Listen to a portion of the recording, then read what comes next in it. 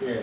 So welcome everybody. This is the special Cyclone edition. As you know, we're in Queensland on the Gold Coast, and Cyclone Alfred hit yesterday in the early hours of the morning, and we were all okay. Had the power off for about 12 hours, but we could still do a bit of work. So we had all battery tools, had fully charged batteries, and it's been raining for about 2 days. So we're still pretty happy that today we just got 20% of the moat sort of prepped. As you can see, got a nice bit of primer undercoat on this one side we've done. So that's pretty good, eh?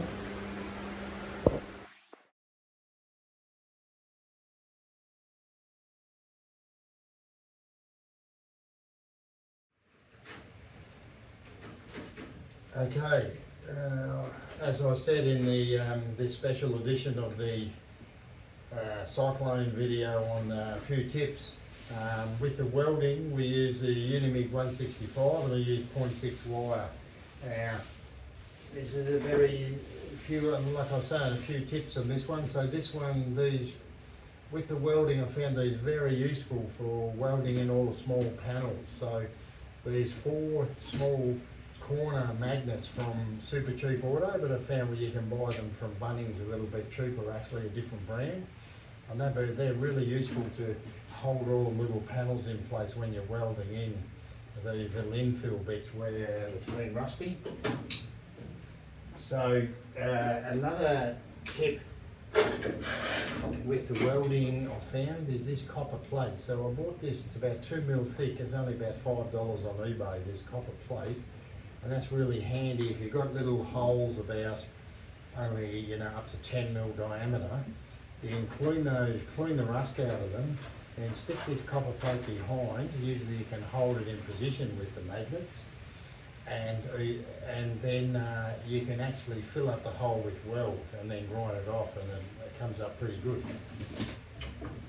Now, with cutting out all the rust, so what I did mainly was cut out a decent sized section, because if you try and cut out a little bit, you find it's still rusty around the edges, and then the weld just blows through. And it's really hard to weld it if it's rusty, or where there's body deadener behind. You've got to get that body deadener off.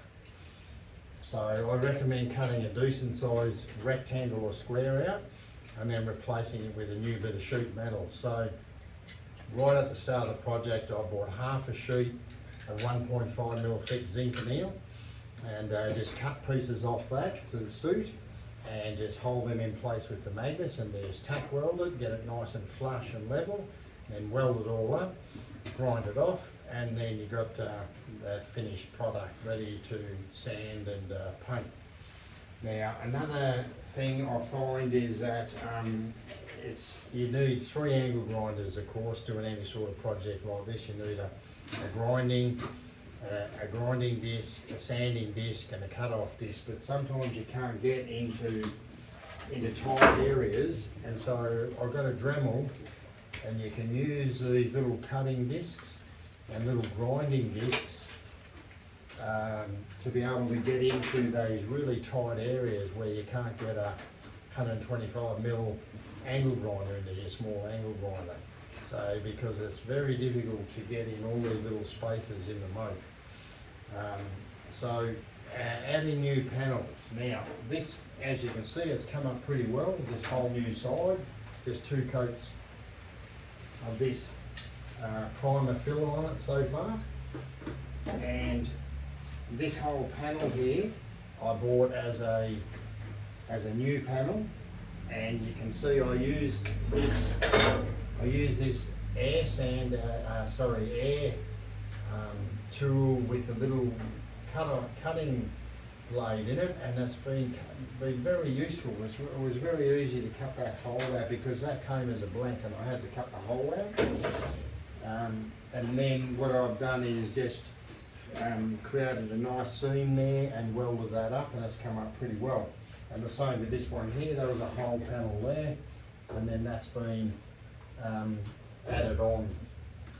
So I recommend, if there's too much rust, you just replace the whole panel. Now, getting the panels off,